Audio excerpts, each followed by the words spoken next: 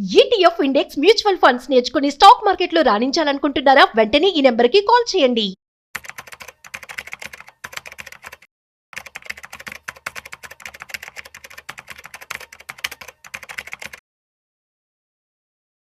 Most valued unlisted companies in India. So వీటి గురించి ఇవాళ మనతో చెప్పడానికి స్టాక్ మార్కెట్ ఎక్స్పర్ట్ శ్రీరామచంద్రమూర్తి గారు ఉన్నారు. సో వారి మాటల్లో మరింత సమాచారం అడిగి తెలుసుకుందాం.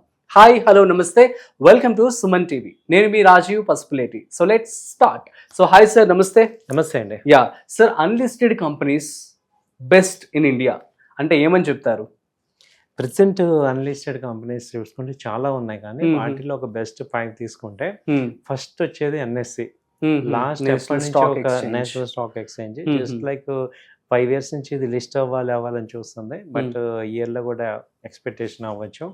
సో ఇప్పుడు ప్రెసెంట్ వచ్చి దాని యొక్క మార్కెట్ క్యాపిటలైజేషన్ వచ్చి 4,70,000 crores అనమాట. చాలా ఎక్కువ, చాలా ఎక్కువ ఉంది. అది వాళ్ళ లీడింగ్ ఎక్స్చేంజ్, ఈవెన్ ఇంటర్నేషనల్ గా కూడా టాప్ 10 ఎక్స్చేంజ్, లీడింగ్ ఎక్స్చేంజ్ అనమాట NSE. Due to some technical issues వల్ల ఇది ఐపీఓకి రాలేకపోతుంది. లాస్ట్ 3 years నుంచి కూడా ఇది అవుతుంది అనమాట, చిన్న టెక్నికల్ ఇష్యూస్ వల్ల. సో అది త్వరలో వచ్చే ఛాన్సెస్ ఉన్నాయి. సో ఇదొకటి గ్రే మార్కెట్ లో దొరుకుతుంది. సో ఎన్ఎస్సి షేర్స్ దొరుకుతున్నాయి, బాగానే ఉంది. సో ఇదొకటి చూడొచ్చు. 4,70,000 crores దీని యొక్క వాల్యూ.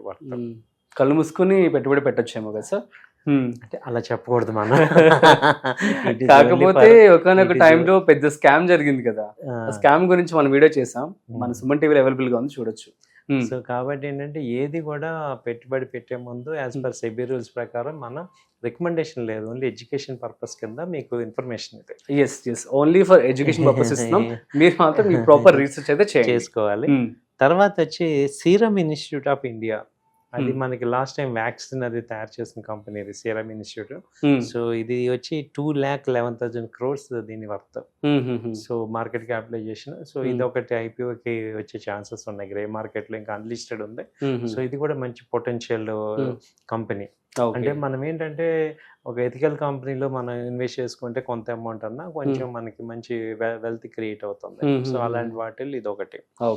తర్వాత జెరోదా ఒకటి రాకెట్ స్పీడ్ లో వచ్చింది, అలాగే చాలా నిలబడింది. ఇప్పుడు చాలా కంపెనీలు ఆ టైంలో వచ్చి సస్టైన్ అవ్వాల, కానీ వీళ్ళు సస్టైన్ అయ్యారు.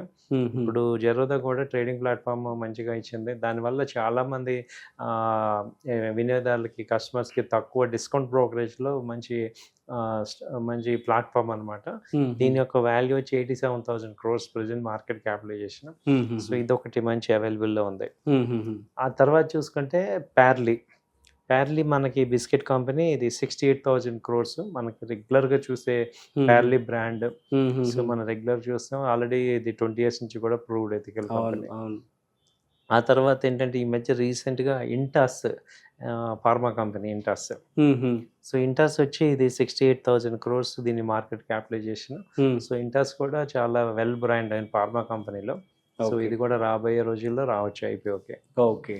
ఆ తర్వాత వచ్చి రోజర్ పే అంటే ఇప్పుడు ఆన్లైన్ ట్రాన్సాక్షన్స్ అన్ని కూడా ఈ రోజర్ పే ద్వారా అవుతున్నాయి. Razor pay. సో ఇది కూడా దాదాపు 63,000 crores దీని యొక్క మార్కెట్ క్యాపిటలైజేషన్. సో ఇది కూడా మంచి ఐపీఓకి వస్తే మాత్రం బాగా సక్సెస్ అయ్యే ఛాన్సెస్ ఉన్నాయి. సో ఇవన్నీ కూడా అవైలబిలిటీ ఎక్కడ అని మమ్మల్ని అడగండి, ఇదైతే ఉన్నాయి గ్రే మార్కెట్ లో. మేమైతే ఇవి అవైలబిలిటీ మా దగ్గర ఉండవు, కానీ బట్ ఇవి ఒకటి మీరు కొంత అమౌంట్ ఏమైనా ఉంటే ప్రీ మార్కెట్ లో తీసుకోవచ్చు, ఇన్వెస్ట్ చేసుకుంటే బాగా ఒక సజెషన్. ఇది ఓన్లీ ఎడ్యుకేషన్ పర్పస్ కింద చూడండి. Sure sir. So thank you so much. So guys, అర్థమైంది కదా. సో అప్కమింగ్ ఐపీఓస్ గురించి చాలా చక్కగా వివరించారు శ్రీరామచంద్రమూర్తి గారు. That's it. సో మీరు కూడా ప్రాపర్ రీసెర్చ్ చేసి అంతా ఓకే అనుకుంటేనే పెట్టుబడి పెట్టండి. That's it. సో మరొక ఇంట్రెస్టింగ్ కామెంట్తో మళ్ళీ కలుద్దాం. అంతవరకు చూస్తూనే ఉండండి సుమన్ టీవీ.